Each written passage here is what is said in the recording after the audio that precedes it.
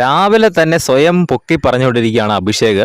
Garden ഏരിയയുടെ അവിടെ ജാസ്മിനും ജിൻഡോയും സിജോയും ഋഷിയും അഭിഷേകും കൂടെ ഇരുന്ന് സംസാരിക്കുകയാണ്. ആ ഒരു സമയത്ത് അഭിഷേക് ഇങ്ങനെ എല്ലാവരോടുമായിട്ട് പറയാണ്, ഓ അപ്പോൾ ഈ ആഴ്ച ഞാൻ മാത്രമാണ് ബാഗൊന്നും പാക്ക് ചെയ്യാത്ത, പെട്ടിയൊന്നും പാക്ക് ചെയ്യാത്ത ഞാൻ മാത്രം ഉള്ളല്ലേ എന്നിങ്ങനെ പറയുന്നു. കാരണം അഭിഷേകിന് ഓൾറെഡി ടിക്കറ്റ് ടു ഫിനാലെ കിട്ടിയല്ലോ, ഓൾറെഡി ഫൈനലിൽ എത്തിയ ആളാണല്ലോ അഭിഷേക്. അതാണ് അഭിഷേക് ഉദ്ദേശിച്ചത്. അതിങ്ങനെ വീണ്ടും വീണ്ടും പറഞ്ഞുകൊണ്ടിരുന്നപ്പോൾ ഋഷി പറയുന്നുണ്ടോ, ഓ എടേ മതിയടേ മതിയടേ നിർത്തടേ, ഞങ്ങൾ കേട്ടു എന്നുള്ള രീതിയിൽ ഋഷി പറയാണ്. അപ്പോൾ അഭിഷേക് എന്ത് ചെയ്യാൻ, ലൈഫ് എന്നൊക്കെ പറഞ്ഞ് വീണ്ടും സ്വയം പൊക്കി പറഞ്ഞുകൊണ്ടിരിക്കുകയാണ്.